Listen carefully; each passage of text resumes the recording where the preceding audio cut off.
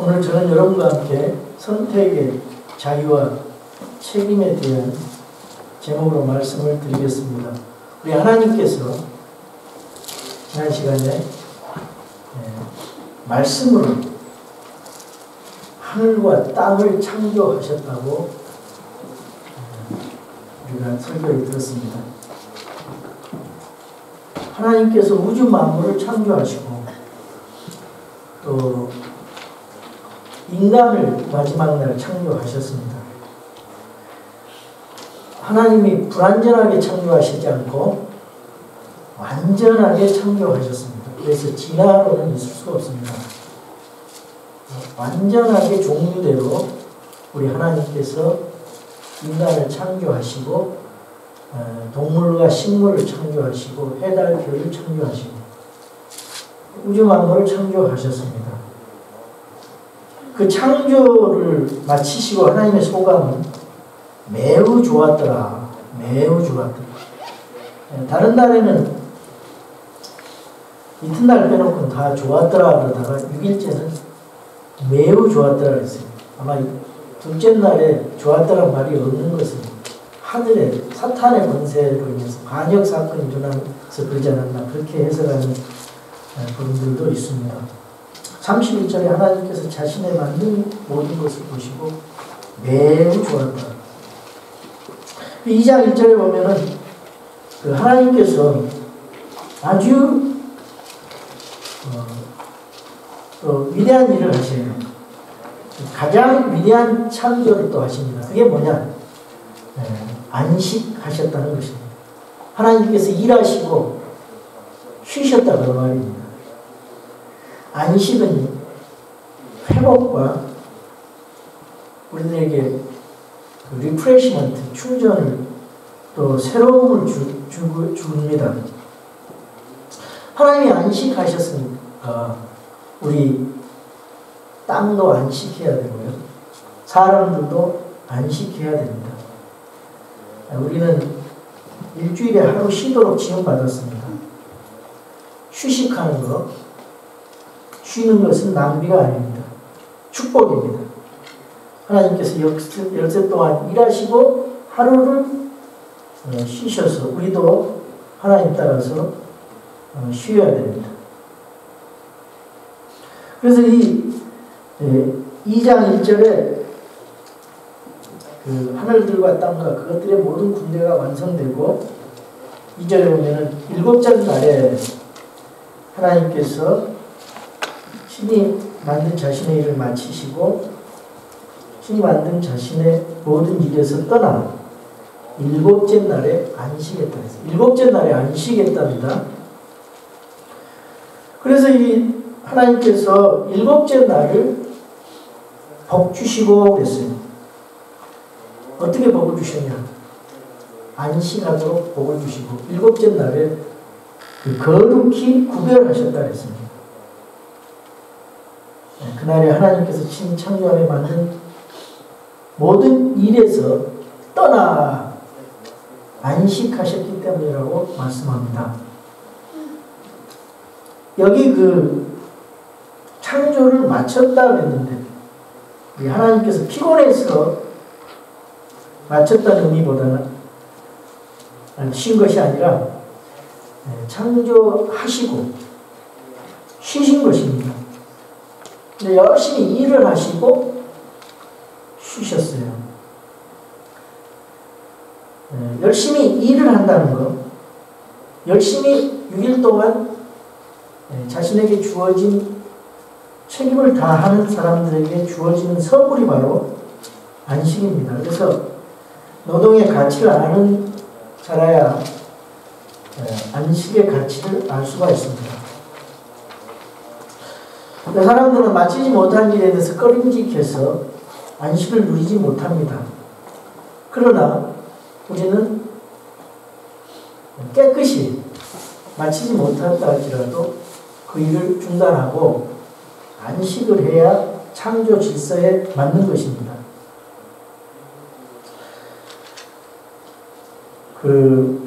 열심히 일하는 건 참 좋은 것입니다. 그러나 안식이 없이 일을 하는 것은 하나님이 창조하신 원리에 맞지 않다 그 말입니다. 안식을 하면서 우리가 일을 해야 됩니다. 이 안식의 의미는 책임을 다한 사람들에게 주어지는 하나님의 선물이라고 볼 수도 있고요. 또 하나님이 이루신 그 일을 보시고 즐기는 여유를 누리는 그런 시간이라고 볼 수가 있습니다. 하나님 보시기에 좋았다 그랬는데 성취하신 일을 보시고 하나님이 즐기셨습니다. 우리가 열심히 죽어라 일을 하고 여유를 갖지 못하는 경우가 많습니다. 열심히 일하고 돈 벌어서 병들어서 이제 죽게 되는데 우리가 조금 여유를 가지고 안식하면서 사는 여유가 필요하다 그 말입니다. 무엇에 쫓기듯이 바쁘게 많은 사람들이 살아갑니다. 내가 돌아보는 한 일을 되돌아볼 그런 여유도 없이 계속 기계처럼 일의 노예가 되어서 우리가 살아갑니다. 이 안식의 날은 내가 한 일을 되돌아보는 것이 아닙니다. 나를 인도하시고 도와주신 하나님의 은혜를 돌아보며 감사하며 하루를 주님께 드리고 안식하는 것입니다. 이날은 휴일이 아닙니다. 하나님 앞에 예배하는 거룩한 날입니다. 하나님께서 거룩이 구별해서 우리들에게 하나님 앞에 예배드리고 또 하나님이 주신 복과 은혜를 기억하면서 기뻐하고 즐거워하는 안식의 날인 것입니다. 이 안식하는 것은 결코 낭비하는 것이 아닙니다. 하나님을 기뻐하고 묵상하는 시간은 결코 낭비의 시간이 아닙니다. 우리 하나님께서 천지 만물을 보고 즐기신 것처럼 우리도 하나님께서 주신 그 선물, 우리에게 주신 복을 생각하면서 하나님을 묵상하고 또 내 자신에 대해서 생각해보고 하나님께 예배드리는 그런 삶의 여유를 갖는 저와 여러분이 되기를 바랍니다. 그리고 안식의 의미는 내일을 준비하는 재창조의 사건입니다. 출애굽기 31장 10절에 보면은 하나님께서 이스라엘에게 안식일을 지키라 했습니다. 너와 내 집안의 종과 짐승까지도 일시키지 말고 하루를 쉬라 했습니다. 그것이 이스라엘과 하나님에게 있을 영원한 표적이 된다 그랬습니다. 엿새 동안 일하고 일곱째 날 안식하면서 그것이 바로 상쾌하게 하게 된다. 안식하면 상쾌하게 된다고 성경은 말씀하고 있습니다. 안식은 이렇게 리프레시먼트, 새로워지는 것입니다. 안식을 통해서 우리의 힘을 충전하는 것입니다. 그리고 재창조의 일을 할 수가 있는 것입니다. 안식을 통해서 새 힘을 얻을 수가 있습니다. 하나님께서는 일하고 쉬셨어요. 근데 아담은 먼저 쉬고 일했습니다. 아담에게 맡겨진 첫 임무가 무엇입니까? 여기 15절에 보니까 에덴 동산에 하나님께서 아담을 데려다가 두시고 그것을 가꾸고 지키게 하는, 그 관리하게 하는 청지기로서 관리하게 하는 그런 일을 맡기셨습니다. 네, 그래서 우리가 창조 원칙을 무시하고 쉬지 않고 일만 하면은 우리 육체가 망가지고 정신이 온전하지 못할 것입니다. 하나님께서 하나님을 위해서 거룩하게 구별하신 이날, 왜 이날을 주셨는가? 그것은 그 3절의 말씀처럼 복을 주시기 위해서, 하나님께서 그렇게 구별해서 복 주신 날, 그날 살아계신 하나님을 예비하며 쉬어야 된다고 우리들에게 이 안식의 날을 주신 것입니다. 그래서 우리가 주일날 나와서 예배드리는 거, 이거 소홀히 생각하면 안 됩니다. 일주일 동안 열심히 일하고 이날 나와서 즐거워하고 일주일의 삶을 되돌아보고 찬양으로 주님을 높이고 사랑하는 성도들과 교제하고 즐거운 만남으로 또 새 힘을 얻고 우리가 도전받아서 다시 힘차게 내일을 살아갈 수가 있습니다. 여러분, 주일날 제대로 힘을 충전하지 못하면 월요일부터 일을 열심히 할 수가 없습니다. 매일매일 이렇게 살아가는 것도 중요합니다. 그러나 주일날 하루 주님 앞에 예배 드리는 것, 하나님의 은혜대로 안식을 누리는 것이 참 중요합니다. 이 중요성을 점점 잃어버리는 그런 세상이 되었습니다.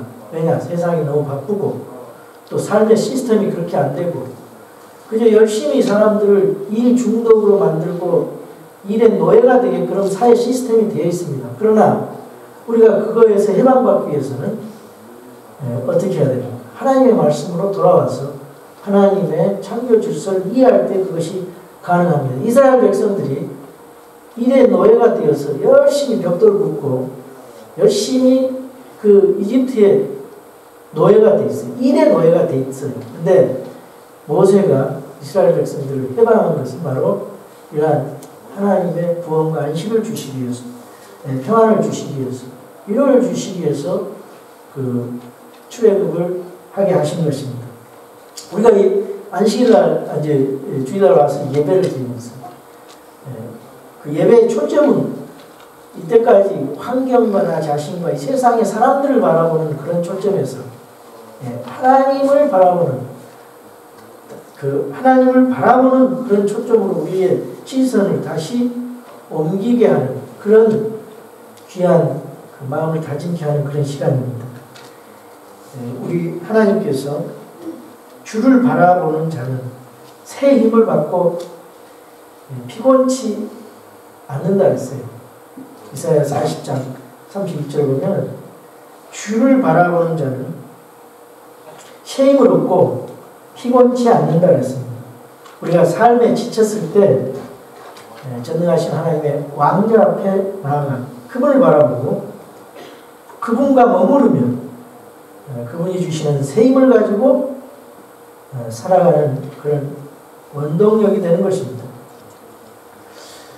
현대 그 사람들이 안식을 얻지 못하는 것은 너무 바빠서 물론 그럴 수가 있습니다. 그러나 그 근본적인 문제를 가만 따져보면 죄악입니다. 죄 때문입니다. 아담과 이브도 또 이 세상 모든 사람들도 아담, 이브 그 후손들은 다 이 하나님을 불신하고 욕심의 포로가 되어서 죄의 노예가 되어서 하나님을 신뢰하지 못하고 바라보지 못하는 것입니다. 그래서 얽매여서 살아갑니다. 그러나 우리는 그리스도 안에서 죄의 문제를 해결하고 하나님을 아버지라고 부르며 우리가 죄에서 해방이 되었습니다. 우리가 하나님과 합평하기 전에는 진정한 안식을 누릴 수가 없는 것인데 우리가 하나님과 합평함으로 말미암아 진정한 안식을 누리게 되었습니다. 우리 구원받은 자는 새로운 창조물이 되었습니다. 그래서 그 새로운 창조물로서 책임을 다하고 안식하는 여유를 가지고 하나님의 은혜를 묵상할 줄 아는 그런 여유 있는 사람이 안식을 누릴 수가 있습니다. 안식을 통해서 하나님이 공급하시는 힘을 매 주일마다 새롭게 얻어서 세상을 향해서 나아가는 복된 저와 여러분의 삶이 되기를 주님의 이름으로 축원합니다. 오늘 또 본문에 보면은 하나님께서 그 아담을 창조하시고 그 땅의 흙으로 사람을 지으시고 생명의 숨을 그에 콧구멍에 불어넣으신 사람이 살아있는 혼이 되니라. 그 사람이 아담이에요. 아담이라는 것은 사람이고 남자 이런 뜻이 있습니다. 그래서 8절에 주 하나님께서 동쪽으로 에덴의 동산을 세우시고 자신이 지은 남자를 거기 두셨다 그랬습니다. 하나님께서 그냥 인간을 창조하시고 내 팽개쳐 버리는 게 아니라 거처할 특별한 장소를 주셨다 그 말입니다. 에덴이라는 말은 기쁨의 동산, 에덴 동산이 기쁨의 동산이라는 뜻이에요. 그래서 이 하나님께서 인간에게, 그 아담에게 하나님과 함께 살 수 있는 그 에덴 동산을 주셨습니다. 에덴 동산은 아름다운 동산입니다. 죄와 저주가 없는 그런 동산이었고 정말 편안하게 영생을 누릴 수 있는 그런 동산이었습니다. 그런데 하나님의 명령을 어기고 에덴 동산에서 쫓겨났습니다. 성경의 역사는 그 첫째 아담이 범죄함으로 말미암아 죄가 들어와서 그 저주로 말미암아 에덴 동산에서 쫓겨난 우리 인간들을 마지막 아담인 마지막 사람 예수 그리스도께서 회복시키는 그것이 성경의 역사하고 말씀입니다. 그래서 예수님 안으로 우리가 회복이 됐잖아요. 우리 마음에 이미 우리는 에덴 동산을 회복했습니다. 다만 문제는 여러분이 그걸 깨닫지 못하고 누리지 못한 것 뿐입니다. 그리스도 안에 있는 사람은 이미 에덴 동산을 회복한 거나 마찬가지예요. 그래서 그 동산 안에는 여기 보니까 두 그루의 나무가 이제 있다고 그랬어요. 무슨 나무입니까? 생명나무. 그 동산의 한가운데서는 생명나무 그리고 선악을 알게 하는 나무도 있더라 그랬습니다. 하나님께서 땅으로부터 보기에 아름답고 먹기에 좋은 모든 나무가 자라게 하시니 그랬어요. 그 동산 한가운데는 생명나무와 선악을 알게 하는 나무가 있었다. 자, 아담과 이브에게 하나님이 주신 중요한 그 특권과 복이 있었습니다. 그게 뭡니까? 자유의지라는 거예요. 만약에 그 자유의지를 프리윌, 자유의지를 주지 않았으면 인간이 어떻게 될까요? 인간은 기계처럼 로봇처럼 하나님 하라는 대로 하는 거예요. 그래서 자유의지를 가지고 우리가 선택할 수 있어요. 하나님의 말씀을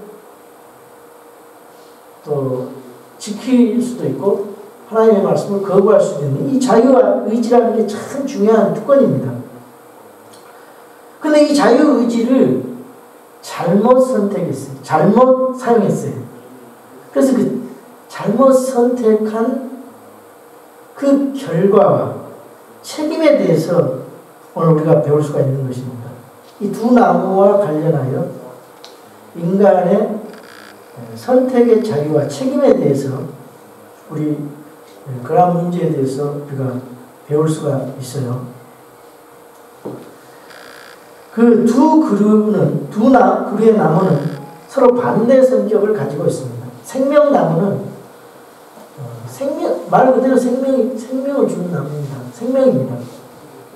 그 생명나무가 창세기 3장 그 뒷부분에 24절에 나옵니다. 하나님께서 그 남자를 쫓아내버리잖아요. 그리고 그 에덴 동산 동쪽에 그룹들과 사방으로 도는 그 불타는 칼을 두어 생명나무의 길을 지키게 하시면서 그 범죄한 아담에게 그 생명나무를 못 먹게 합니다. 그러다가 요한계시록 2장과 22장에 보면은 생명나무가 나와요. 생명나무는 바로 그 생명이 되시는 우리에게 지금 생명나무 예수 그리스도죠. 22장에 보면은 미래에는 하나님과 어린 양의 왕자로부터 이제 흘러나오는 수정같이 맑은 생명수의 정결한 강을 보여줬다 그랬어요. 여기는 그 새하늘과 새 땅, 그 새 예루살렘에 나오는 그 생명수의 강입니다. 생명수의 강. 그 생명수의 그 강이 나오고, 거기 그 도시의 거리 한가운데와 그 다음에 강의 양쪽, 그 강의 양쪽에는 생명나무가 있다고 했어요. 근데 그 나무가, 그 새 예루살렘에 있는 나무는 12종류의 열매를 맺는다고 했습니다. 그리고 달마다 자기 열매를 냈어요. 그리고 그 생명나무의 잎사귀들은 그 민족들을 치유하기 위해서 거기 있더라, 그렇게 말씀하고 있습니다. 그래서 참 생명나무, 이거는 그 생명나무를 따먹었으면 인간이 영원히 영생할 수 있고, 선만 우리가 알았을 텐데, 이 선악을 알게 하는 이 죽음의 나무를 먹음으로 말미암아 이제 우리 인간에게 죄가 들어오고, 악이 들어오고, 저주가 들어오고, 심판이 들어오게 되었습니다. 이 선악을 알게 하는 이 죽음의 나무를 먹음으로 말미암아 그것이 하나님의 명령을 어긴 죄가 되었잖아요. 그리고 우리는 죽을 수밖에 없는 존재로 되었습니다. 인간에게 주어진 자유의지를 잘못 선택해서 도덕적인 실패를 가져오게 된 것입니다. 여러분, 우리는 무엇을 선택할 수 있는 그런 사람들입니다. 그 자유의지를 가지고 있습니다. 자, 생명이냐 사망이냐, 복이냐 저주냐, 하나님이냐 우상 숭배하는 것이냐, 이 두 가지 있어요. 선과 악이냐. 예, 무엇을 선택하시겠습니까, 여러분? 우리 하나님께서는 우리를 사랑하시고 살리기 위해서 생명을 선택하라고 하십니다. 그래서 우리는 당연히 생명을 선택해야 됩니다. 이 잘못된 선택으로 말미암아 17절에 경고가 나오고 있습니다.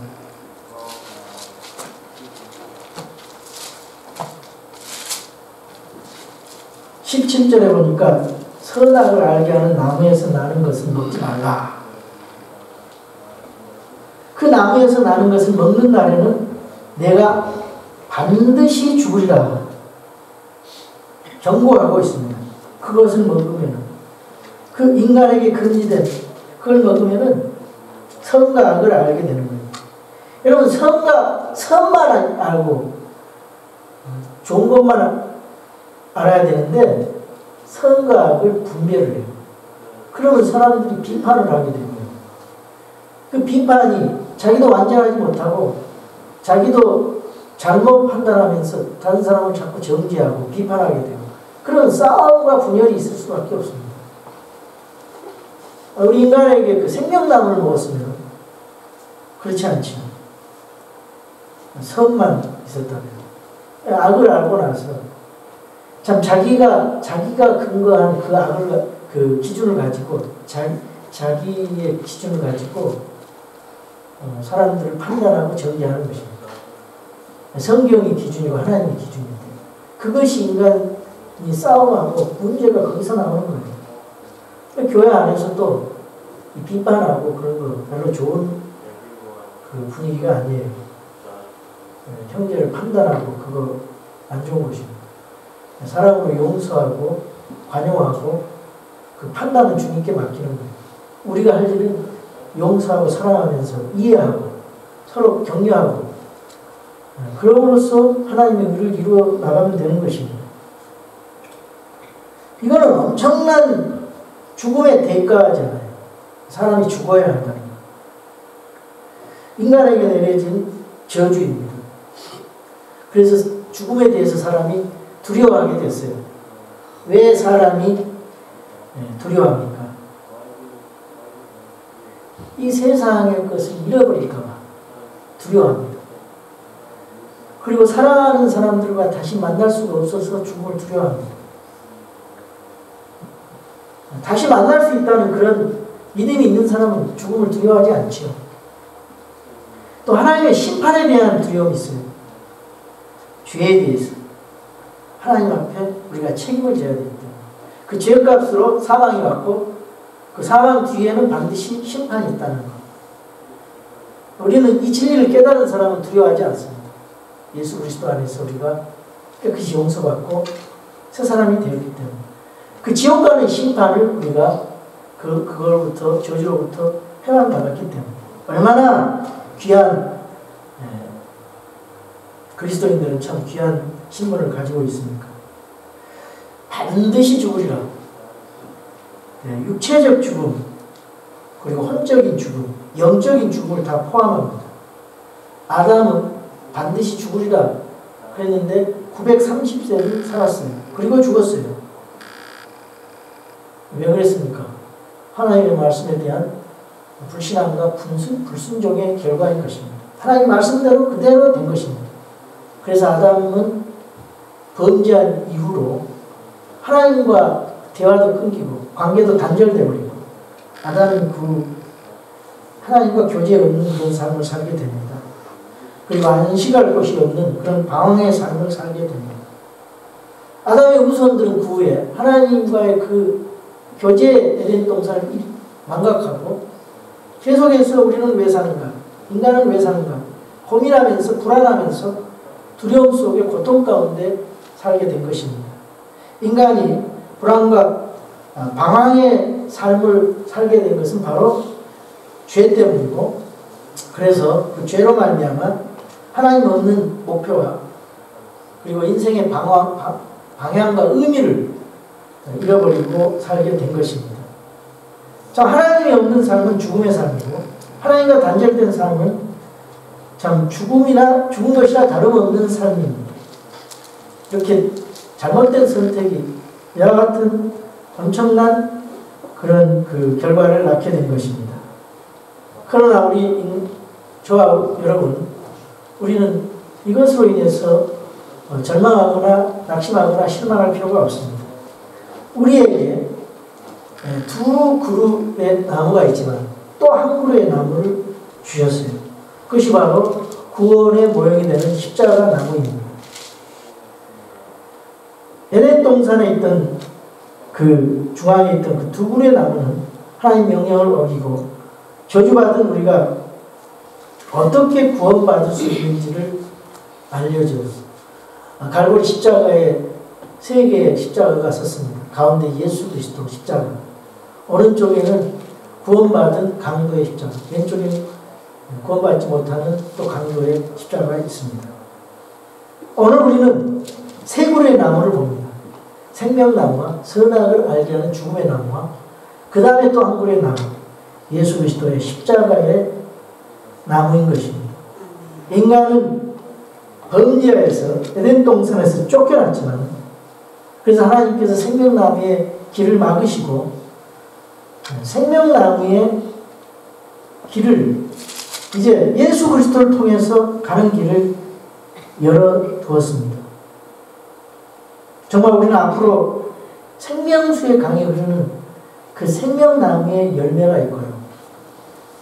또 그것을 먹음으로써 그 새하늘과 새 땅에서 영원히 낙원을 회복하는 그런 날이 올 때까지 우리 예수 그리스도 안에서 그 생명나무의 그 복을 누리면서 살고 있습니다.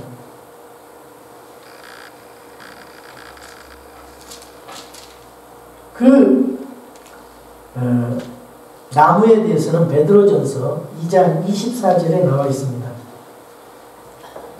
베드로전서 2장 24절에는 이런 말씀이 있어요.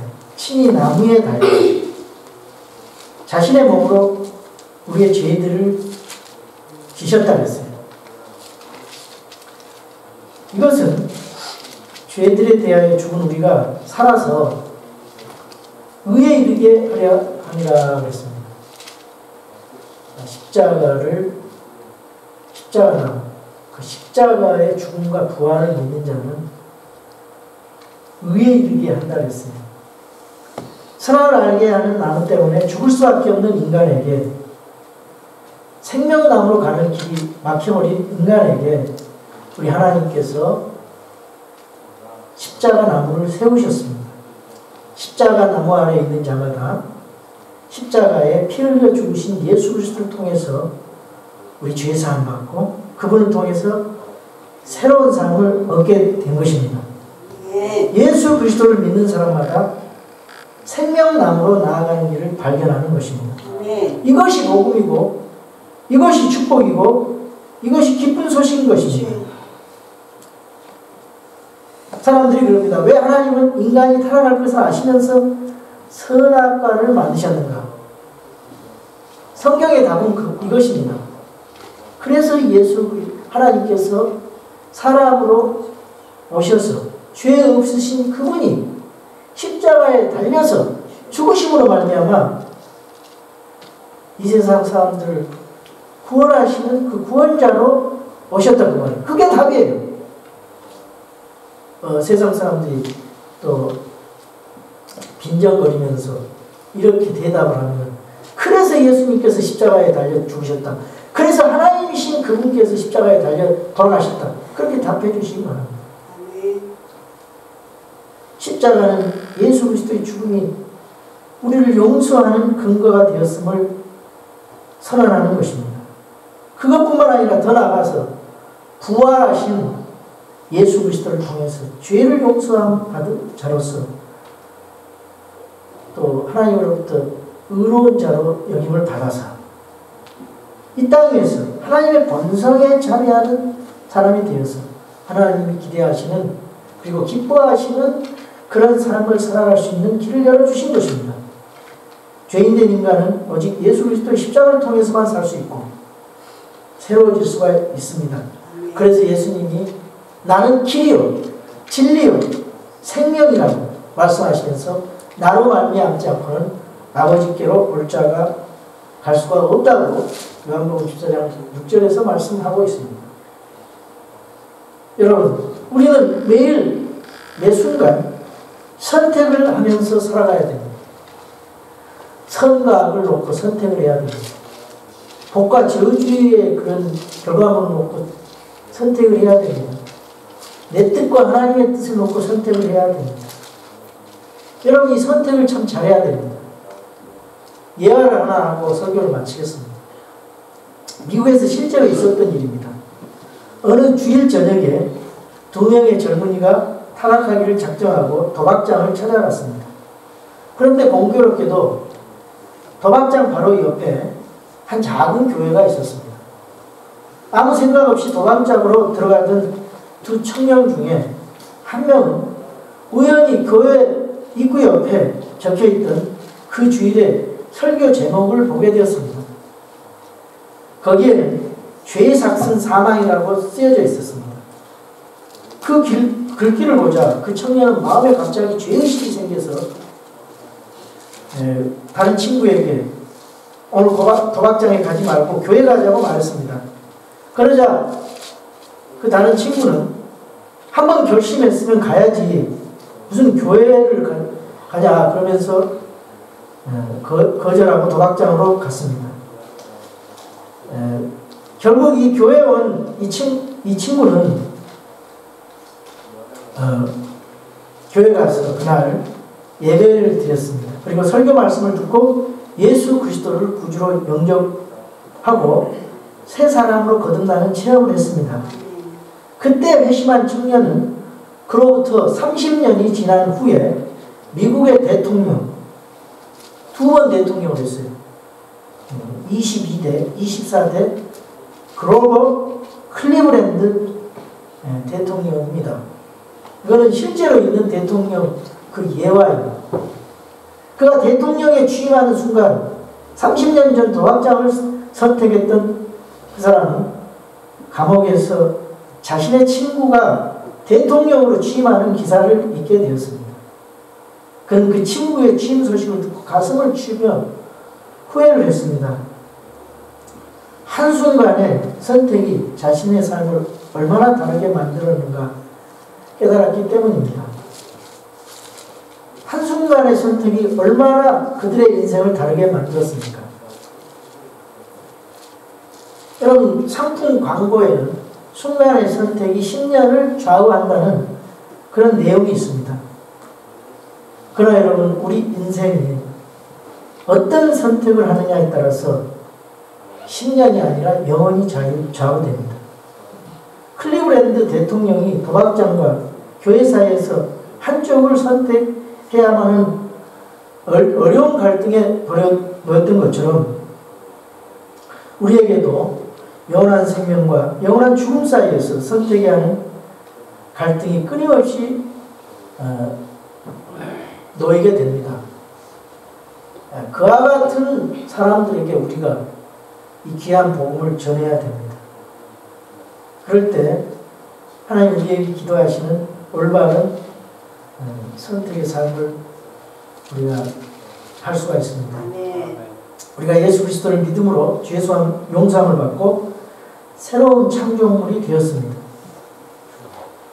우리는 새로운 복음에 합당하게 새로운 창조물로서 하나님의 자녀답게 합당한 선택의 삶을 살아가기를 주님의 이름으로 축원합니다. 아멘. 도덕이 땅에 떨어진 세상에서 선택의 자유를 올바로 사용하여서 하나님 앞에 그리고 사람 앞에 소금과 빛의 역할을 다하는 하나님의 자녀로서의 책임 있는 삶을 살아가기를 주님의 이름으로 축원합니다.